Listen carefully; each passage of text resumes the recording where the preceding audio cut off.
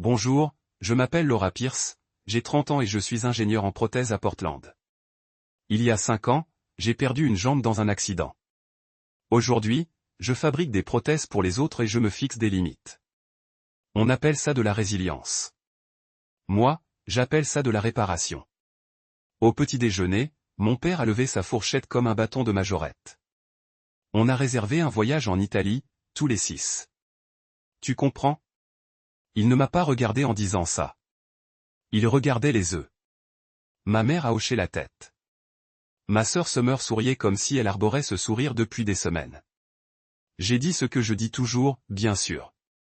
Ils se sont lancés dans leur projet sans me consulter. Florence, Venise, des visites de vignobles en Toscane. Personne ne m'a demandé si je voulais venir. Ils ne le font jamais. Ce soir-là, mon téléphone a vibré. 9200 $ de frais de voyage, tous à mon nom. Je n'ai pas appelé. J'ai ouvert l'application bancaire, j'ai bloqué l'opération et j'ai vu la couleur devenir grise. Ils ont appelé ça un voyage. Moi, j'ai appelé ça du vol, avec un sourire. Avant de continuer, dites-moi, d'où me regardez-vous? J'aimerais savoir jusqu'où mes histoires ont circulé. Ça n'a pas commencé en Italie. Jamais. Dans ma famille, la trahison se part des atours de la tradition. Il y a 2 Noëls, j'ai conduit 6 heures sous la neige fondue pour rentrer à la maison. J'avais apporté des cadeaux emballés dans du papier doré, avec des rubans parfaitement assortis. À mon arrivée, une voiture supplémentaire était garée dans l'allée. À l'intérieur, ma mère souriait. « Oh, ma chérie, on a donné ta place à Monsieur Langlais. Il est seul cette année. Tu comprends, n'est-ce pas? » Ce mot encore, comprendre. Cela signifie, tais-toi pendant qu'on te prend. J'ai mangé debout dans la cuisine, une assiette en équilibre sur le comptoir. Les rires qui s'élevaient de la salle à manger ressemblaient à des applaudissements pour obéissance. Des mois plus tard, au dîner d'anniversaire de mes parents, j'ai payé la compte au restaurant. Au beau milieu du dessert, ma sœur a levé son verre. À ceux qui ont fait de nous ce que nous sommes, et à ceux qui comptent vraiment. Tout le monde a ri. Tout le monde sauf moi. Je me suis excusé, j'ai trouvé le gérant et j'ai annulé le paiement. Il trinquait encore quand l'addition est tombée à l'eau. Puis vint le mariage de Summer. 10 000 $ apparurent sur ma carte de crédit. La facture des invités. Quand je lui demandai pourquoi, elle rit. Tu n'as ni mari ni enfant, Laura. Autant te rendre utile. Utile. Ce mot me brisa le cœur. J'avais passé des années à colmater les brèches dans la vie de chacun, croyant que c'était une preuve d'amour. Mais l'amour qui tient des comptes n'est pas de l'amour. C'est du labeur. Ils appellent ça la famille. Moi, j'appelle ça un système. Le matin n'avait rien de nouveau. C'était comme une évidence. L'appartement bourdonnait d'un silence pesant. Un silence qui annonce une nouvelle ère. Je préparai du thé et ouvris un document vierge. Titre, le registre. Chaque histoire qu'ils avaient réécrite. Chaque facture enfouie sous le poids de l'amour. Je les listais une à une. Reçu, capture d'écran, messages vocaux, cœur Venmo. La preuve que la gentillesse était devenue monnaie courante chez nous. Ma prothèse était pliée sur l'étagère, blanche, propre, patiente comme une promesse. Je me le devais. On imagine souvent que la résilience est une force colossale. Parfois, c'est le doux clic d'une prise qui se nettoie. Au lever du soleil, j'ai dressé une autre liste. Cette porte, cette serrure à ouvrir. Téléphone, coffre-fort, maison, prêt immobilier, prélèvements automatiques, entreprise, comptabilité. Partout où mon nom figurait sans mon consentement. J'ai pris une douche, l'eau ruisselant sur mes épaules. C'était moins un moment de détente qu'une instruction. Je ne préparais pas de vengeance. Je faisais de la maintenance. À midi, maman m'a envoyé un texto concernant l'annulation de la réservation d'hôtel. Répare ça, a-t-elle écrit, comme un contremaître donnant des ordres. J'ai posé le téléphone face contre table. Le silence avait une dimension sacrée, là où l'enfance était un vacarme incessant. J'ai mangé des toasts qui ne faisaient pas semblant d'être chauds. J'ai nettoyé le comptoir comme si j'effaçais 10 ans. Puis j'ai codé les comptes par couleur. L'imprimante a chauffé, crachant des pages comme des témoins fatigués. J'ai agrafé les dossiers, marqué les dates et heures, entourer les montants, souligner mon nom. J'ai exporté les relevés en PDF, les ai verrouillés avec un mot de passe. Un tableur s'est rempli de colonnes, date, fournisseur, facturation, action, résultat. J'ai ajouté des notes et des marges, non pas par faveur, mais par habitude. Le curseur clignotait comme un métronome, me guidant. Vert pour les remboursements, rouge pour les infractions, gris pour le silence. Noah est passé avec des plats à emporter et un regard calme. Il n'a pas demandé de détails. Il a juste dit, tu as l'air plus légère. Je me recentre, ai-je répondu, à ma propre surprise. Il a souri. C'est mon mot préféré pour la paix. Je suis allé au parc avant le coucher du soleil. Les feuilles raclaient le trottoir comme de vieux reçus emportés par le vent. Je ne comptais plus les pertes. Je comptais les portes qu'il me restait à verrouiller. De retour chez moi, j'ai imprimé les relevés et étiqueté les dossiers. Fraude en Italie, dîner d'anniversaire, dette de mariage, place pour Noël. Chaque page, une limite que j'aurais dû fixer plus tôt. J'ai perforé les justificatifs comme si je reconstruisais des côtes. Sur le réfrigérateur, j'ai épinglé le plan. Un aimant en forme de citron affichait 7 mots. Téléphone, coffre-fort, maison, hypothèque, prélèvements automatiques, entreprise, grand livre, 7 portes, 7 clés, plus de copies de rechange. J'ai programmé des alarmes pour le premier verrou de demain. J'ai placé ma prothèse près de la porte, prête pour la maintenance, pas pour la guerre. Précision, parage. Demain, l'édifice commence à s'effondrer. Avant d'aller plus loin, parlez-moi. Commentez un si vous avez été culpabilisé et avez trop donné. Commentez 2 si vous avez enfin dit non et respiré à nouveau. Le premier verrou a tourné un mardi matin. Mon téléphone a vibré une fois. Confirmation terminée. 5 lignes, 5 noms, tous sur mon compte. Maman, papa, Summer, son mari, moi. Forfait familial, contrôle familial. Je ne l'ai pas annulé. Cela aurait fait de moi le méchant aussi. Bientôt. J'ai transféré chaque ligne à son propriétaire légitime. Le délai de 72 heures pour la mise à jour du paiement ou du service expire. Jeudi, la première ligne a disparu. Le numéro de maman a disparu du tableau de bord, puis celui de papa, puis celui de Summer. Chacun s'est éteint comme une lampe de Porsche prise dans l'orage. Ma boîte mail était pleine de confusion. Papa, je ne peux pas appeler. Répare ça. Maman, je perds le réseau. Summer, qu'est-ce qui se passe? Je n'ai pas répondu. Le transfert de propriété a eu lieu. C'est tout. Deuxième étape, le coffre-fort numérique. Pendant des années, j'ai conservé tous les mots de passe, banque, streaming, crédit immobilier, service public, même l'identifiant de la boutique de Summer. Avant, je croyais qu'être utile signifiait être aimé. J'ai alors appuyé sur le bouton de réinitialisation de la clé principale. Le système a clignoté. Cette action révoque tous les appareils connectés. Parfait. Les emails ont afflué en quelques minutes. Impossible de se connecter. Netflix ne fonctionne pas. Tu te comportes comme un enfant. Non, j'étais souverain. Troisième étape, la maison qui n'était pas la leur. Celle avec la terrasse rénovée que j'avais financée. Serrure connectée. Wi-Fi, caméra. Thermostat, tout était enregistré sur mon compte cloud. Ce matin-là, j'ai suspendu la licence.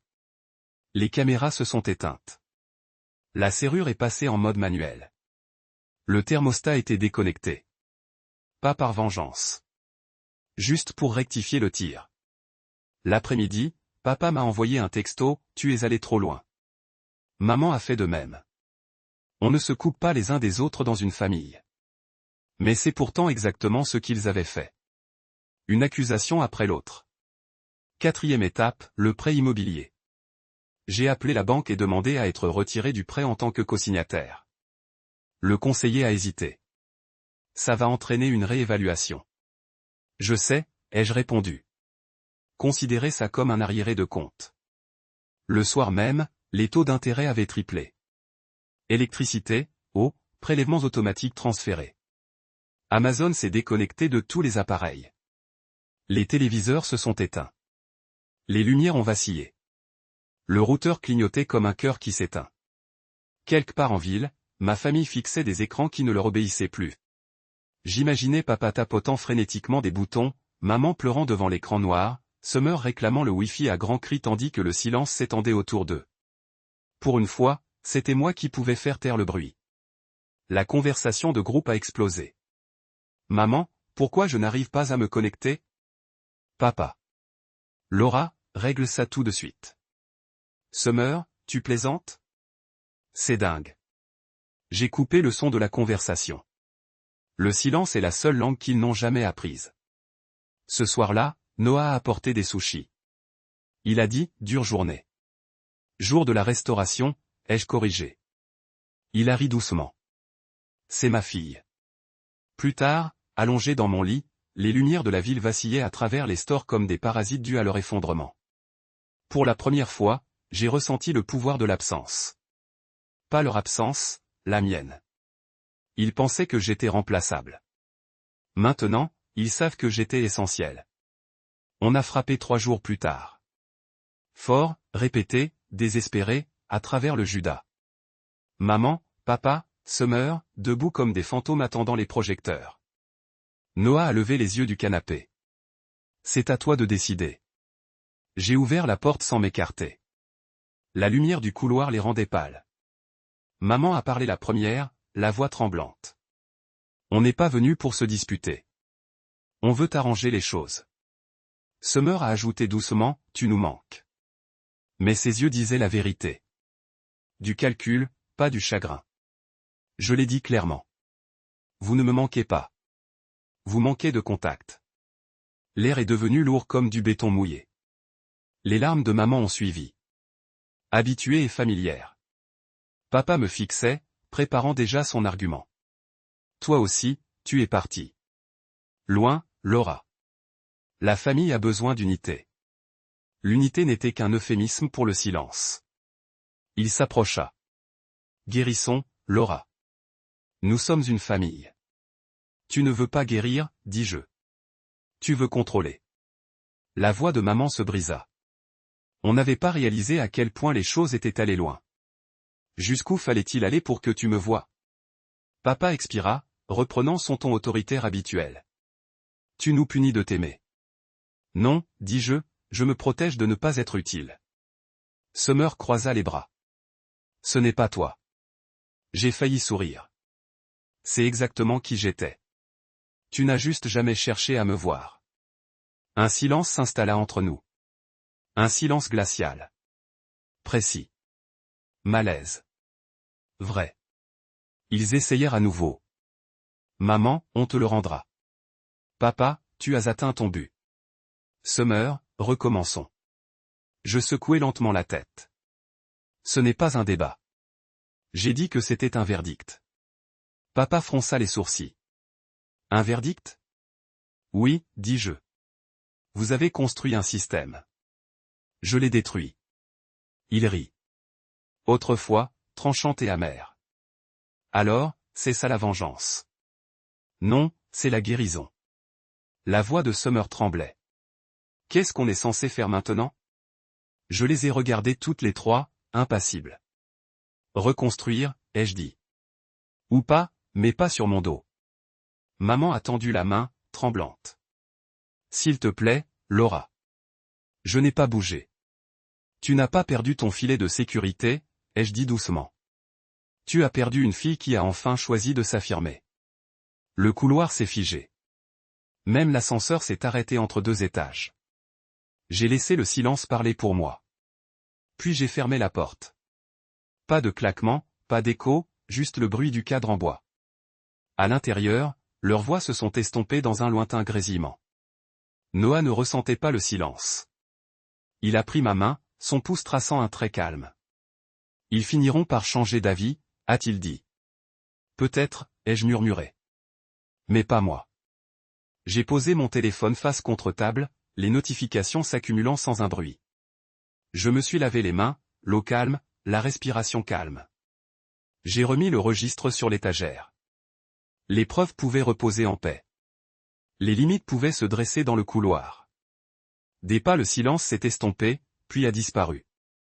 L'appartement bourdonnait, petit et sincère. Pour la première fois, ce calme semblait mérité.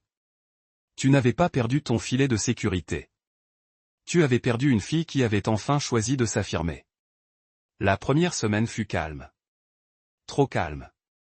Pas d'appel, pas de message culpabilisant, juste un silence, de celui qui pèse lourd avant de devenir sacré. Je m'attendais presque au texto habituel. Tu nous manques. Ce n'est pas toi. Rentre à la maison. Au lieu de cela, il n'y eut rien. C'est comme ça que j'ai compris. Il n'a jamais été question de connexion. Il s'agissait d'accès. Je n'ai pas regardé, je n'ai pas fait défiler, je m'en fichais. J'avais du travail à faire sur moi-même cette fois-ci. Tous les matins, café à 6 heures, pas de téléphone avant 8 heures, pas de famille avant le calme. J'ai recommencé à écrire dans mon journal, l'écriture d'abord raide, puis plus libre. Certains jours, j'attendais encore leurs urgences. La Laura, tu peux. Tu comprends, n'est-ce pas? Mais le silence s'adoucissait chaque jour. Noah ne m'a pas réparé. Il n'a pas essayé. Il arrivait avec le dîner, le calme, l'espace. Le week-end, nous nous promenions au bord du lac. Parfois. On parlait. Parfois non. Les deux étaient apaisants. Un soir, j'ai rouvert le registre. Non pas pour ajouter ou me défendre, juste pour regarder. Chaque page était comme un fossile d'une autre vie. L'épreuve avait fait place à la paix. J'ai renommé le dossier « Ce que l'amour n'est pas ». L'amour n'est pas une dette. Ce n'est pas un silence vendu comme paix. Non. On le comprend à chaque fois qu'on nous prend quelque chose. L'amour n'est pas l'endurance, c'est la sécurité. Le printemps est arrivé tôt cette année-là. L'air embaumait le lilas et le bitume mouillé. J'ai enfilé ma prothèse pour aller courir. Un rythme régulier, certes. Cette jambe avait autrefois symbolisé la perte. Maintenant, elle symbolisait le mouvement. Arrivé au pont, je me suis arrêté. Non pas par épuisement, mais par gratitude. Car la paix n'est pas bruyante. C'est un souffle. C'est de l'espace. Elle est enfin vôtre. Si cette histoire vous a touché, n'hésitez pas à aimer, partager et vous abonner pour découvrir d'autres récits de limites, de résilience et de force tranquille.